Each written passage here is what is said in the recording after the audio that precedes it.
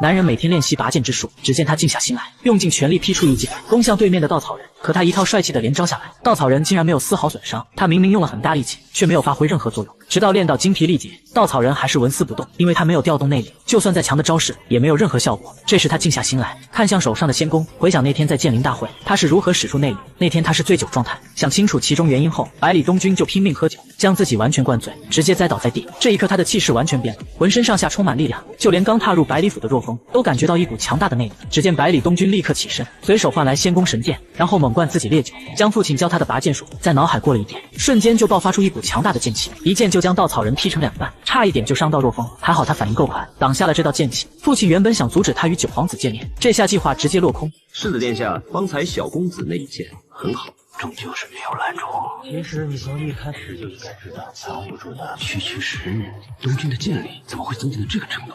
难道真如你所说，他体内有着一流高手的内力？百里成风经过一番询问，才知道事情的来龙去脉，然后得知了一个结果：儿子只有在醉酒状态下，才可以将自身的实力完美的发挥出来。这种诡异莫辨的手段，只有如仙古尘可以做到。而若风来此的目的，不单单是为了百里东君，更是为了古尘而来。他奉父皇之命，要将这个西楚余孽带回天启。可古尘只是一眼就认出了他的身份。你姓萧，他让你来，是为了让你累积中虚，抓走我这个西楚余孽的毒药。先生果然是与师父齐名之人，晚辈敬仰先生，但这和我要带先生走是两件事。你觉得你能够带走我？晚辈想试试。萧若风很想试试传说中的如仙到底是何等实力，古尘就成全他，召唤自己的佩剑，瞬间化成百把神兵，直接向着若风袭来，逼得他只能被动防御。只是如此，别唐李先生所传的剑术就只是如此。我师父有一剑叫天下第二，他的剑我学不会，亦挥不出那天下第二，但我也有我自己的一剑，剑名天下第三。萧若风对自己的天下第三非常自信，因为古尘是个强大的对手，他只有拼尽全力才有战胜的希望。可他全力一剑下去，却被古尘轻易化解，自己也受了严重内伤，双方之间的差距犹如天阙。这下萧若风才知道什么是人外有人，天外有天。这时秘境出现动静，只见无法无天二老从天而降，因为北阙也盯上了古尘，要将他带回天外天。这两个人不是什么善茬，先生的身体瞒得过别人，却瞒不过我，只怕此战之后。多谢，不过或许这是最好的两全之法。陆仪走到这儿，就让我回忆起年轻时的力量吧。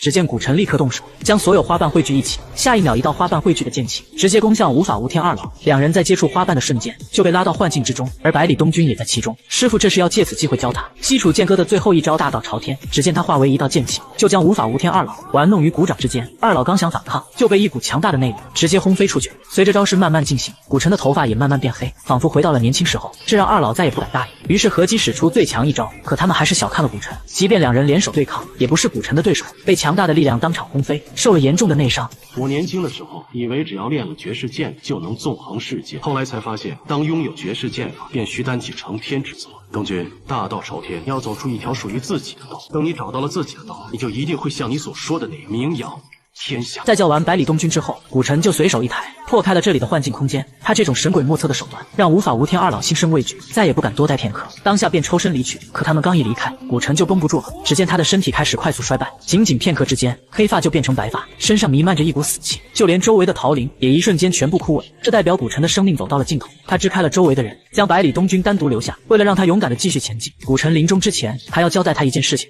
东君，替师傅去一趟天启城，酿一壶桃花月落，挂在天启城最高的地方。我带你去，我们一起去，你亲自挂上去好不好？师父知道他伤心难过，可有些事情还是要做。师父在见到他的第一眼就知道他非池中之物，总有一天要名扬天下。因为是龙总有腾飞的一天，不可能永远在别人的庇护之下。以后不管有没有师父，他都要走属于自己的路。人的一生就是这样，总是充满着悲欢别离。师父希望他不管遇到什么困难，都要勇敢地走下去。古尘在见到百里东君的第一眼，就算准他命里定有一劫，而这劫只有他死才能化解。倘若他不死，钱东城就会为他与天启城开战，到时就会生灵涂炭。倘若他不死，百里东君就不会前往天启，也就不会成为名扬天下的酒神。所以他的死成全了百里东君，这是一个师父对徒弟无私的爱。萧若风知道百里东君非池中之物，或许是师父要寻的最后一个徒弟，所以想将他带回书院，可爷爷却舍不得他。我这一辈子最疼爱的就是这个孙子，我的愿望就是让他无忧无虑的做富家子弟。为什么你们非要把他推进深渊呢？只有傻子才能一直无忧无虑的吧？大胆！你说什么？不是不让你说话吗？雷梦莎说的没错，百里东君不可能无忧无虑，因为他是西楚剑歌的传人，这是天下第一的剑法，是剑客心中的梦想，所以百里东君早已卷入纷争。现在最好的办法就是加入书院，得到书院的庇护，他才有机会成长起来。这句话让爷爷内心产生了动摇，他想听听孙子自己的想法。其实百里东君早就做好选择，他去天启不仅是为了完成师父梦想，更是为了自己。只有变得强大，才能保护亲人和朋友。这王子殿下，你把东君带走，可真的只是为了学堂之事？只为了学堂。东君此去天启，不要牵扯到任何朝堂之事，你可不答应？侯爷放心，我萧若风愿意性命担保。萧若风用性命担保，让爷爷和父亲相信了他。可母亲还是有些担心，所以将雷梦莎带到一个角落，在他身上种下神秘药粉，然后再告诉雷梦莎，这是他研究的温香暖玉，只有百里东君学成归来，才会为他解除毒素。母亲这一招是为儿子免费找了一个保镖。很快就到了出发之日，所有将士出门恭贺，希望小公子能学成归来。百里东君带着所有人的期盼，踏上了前往天启之路。经过半个月的路程，三人终于抵达天启。听说当年白羽之前也曾梦见天启，救下他即将被砍头的徒弟。临走之前，还一剑把凯边给砸了。世间高手无一人敢。这个故事是真的。我也要这样啊！这可不行啊，这是杀头的死罪。朝廷律法是专门限制普通人的，当你真正成为剑仙时，就可以无视一切法律规则，成为真正的逍遥自在。这就是百里东君的梦想，成为世间最强的九仙，然后一剑把天启城门给劈了。很快三人到了分别之时，百里东君在城中逛了半天，不料却被一颗石头砸中，从马背上跌落下来，而砸他之人正是李长生，他是当今世上真正的天下第一。百里东君只是想理论一句，就被对方用手指弹了一下脑门，当场就晕了过去。